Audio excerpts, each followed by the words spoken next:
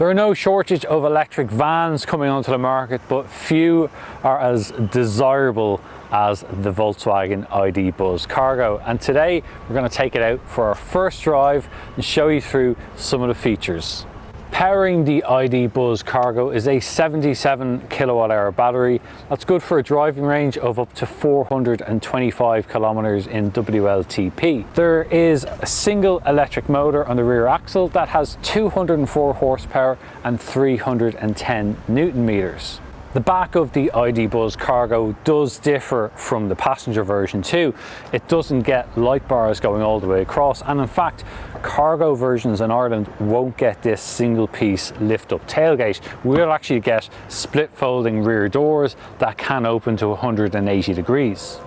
In the back, it's a pretty useful space, although the payload is limited to 650 kilograms. So businesses will have to bear in mind how they're going to use this. Now, although the capacities aren't huge, you can do a little bit of towing. There's a release just here and pops out from the bumper, and then you can lock it up in place. So it means you don't always have to have it out as well. Now, you can get a couple of Euro pallets in here if you need to. But one thing to bear in mind is that this door doesn't open particularly all that wide. Another thing to consider as well, this bulkhead really does come out a little bit, so it is going to be limiting if you get a lot of bulky items in and out of your van. Certainly something to consider before you buy. One useful feature though is that underneath the floor here you have a separate compartment for your charging cables, which means you don't have to have them in your main cargo area sliding and rattling around. The ID Buzz Cargo is capable of rapid charging. You can go from 50 to 80% in as little as 30 minutes. That's great if you're out on the road and you're going between jobs. The interior of the ID Buzz Cargo does differ a little bit from the passenger version, although the seating position and driving position is exactly the same. You have a very good field of vision outwards, particularly with these split A-pillars. The steering wheel is a multifunction system. It's got 3 spokes. It's very easy to adjust as well, and everything moves on the steering column. So you've got your digital instrument display, gear selector, all on the one thing, so it all moves as you adjust the steering wheel, and there's a good range of adjustment there too. The digital instrument cluster or display is very simple. It's just basically gives you the essentials. It gives you your speed, your range, how long you have left of your battery, all that kind of stuff. There's some storage across the top here. There's a 12-volt socket. You've got USB-C ports here, cup holder on top. You've got 2 more spaces here, cup holders again, so you can just pop your coffee in there. ID Buzz logo, and this is the smaller of the touch screens. It's very simple, it's in a good position. You've got things like wireless Apple CarPlay and Android Auto. You can actually pop your phone in the wireless charging pad here, so you don't have to worry about cables, but there are also 2 more USB-C ports. There's a decent enough sized glove box. It's not too huge, but it will do.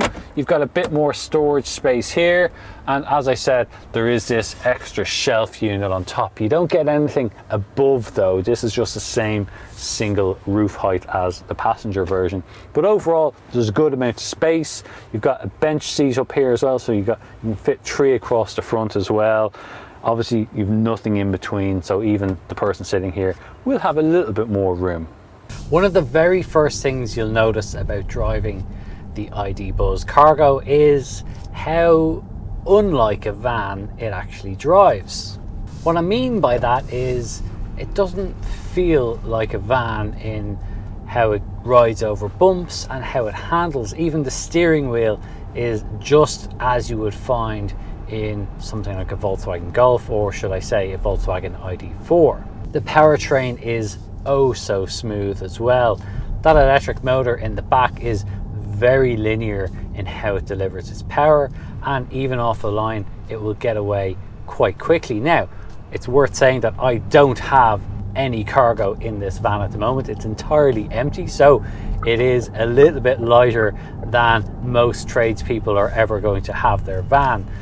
That also means it's a little bit tricky for me to give you a very accurate figure as to how much energy this will really consume in the real world. What I can tell you is, having driven it for around about 110, 120 kilometers today across a variety of different road surfaces and scenarios, including motorways, city and urban and country routes. It returned just over 20.2 kilowatt hours per 100 kilometers. That's not bad for a van like this.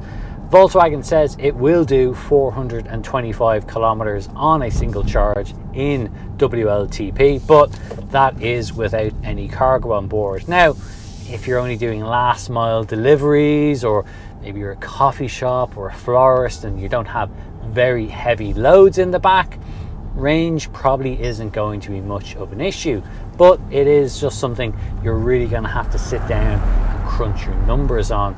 You will want to have a safe buffer there in place, but just work out what you do on every day or maybe every week, and you'll very quickly be able to see potentially how much money you could save by switching to an electric van. If you do need to top up along the way, it can charge very, very quickly.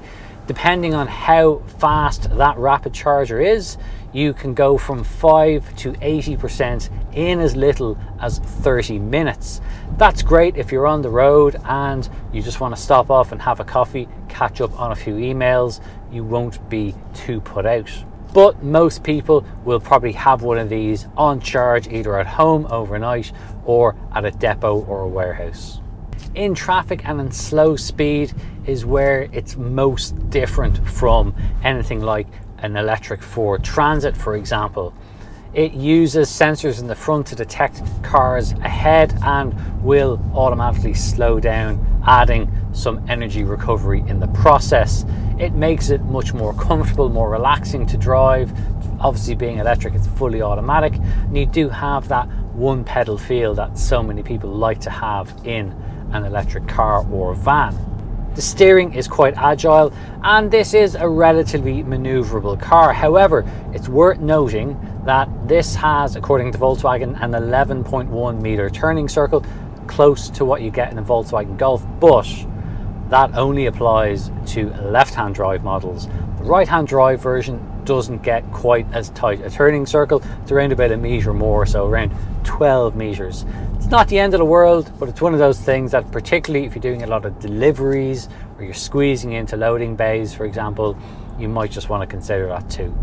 At 650 kilos, it's not exactly the biggest payload you're going to get in a van. For some people, that's not going to matter. What is going to matter to more people is how this car rides, and the suspension is very good on this. It has a multi-link rear axle, and that just makes it much more compliant over bumps. It soaks everything up really nicely. It doesn't rattle and shake like you get with some vans, and at higher speed in bends and through corners, it feels very, very stable. There's a host of driver assistance systems too, including travel assist, which takes all the strain out of being in stop-start traffic. It just takes over and does it all for you, makes it a little bit more relaxing. The driving position itself is top-notch. I really like how you have so much visibility across here with these front quarter lights, for example. They give you an awful lot more visibility when pulling out of junctions. The mirrors are pretty good too. I'd maybe like if they're a little bit of a different shape or a little bit bigger, just makes it a little bit easier to spot certain things. And the front and rear cameras are actually pretty good. When you turn the wheel, for example, when you're parking, it will actually alter how the camera view is. So it all is all in pretty good from a driver's perspective. The seats are fairly comfortable and the cabin is pretty practical. Everything you see, all right, it's not groundbreaking, but it's not bad either. That stability at higher speeds is also nicely matched with some pretty low road noise. This is very quiet inside. Even though it's got big wheels, there's not a lot of road noise that comes through. There's almost no powertrain noise either. Other than a little bit of wind noise that picks up around about 90 kilometers an hour, this is a very, very comfortable van to be working in for the day. So that's our first drive review of the Volkswagen ID Buzz Cargo. It's a pretty interesting van, and I think even irrespective of it being electric, this is going to be a big hit with people purely based on how it looks. If we want to know more about it, head over to our website. It's completevan.ie. You'll find it linked in the description below. And do get involved in the comments. Tell us what you think about this van. In the meantime, don't forget to subscribe to the channel. Thanks for watching.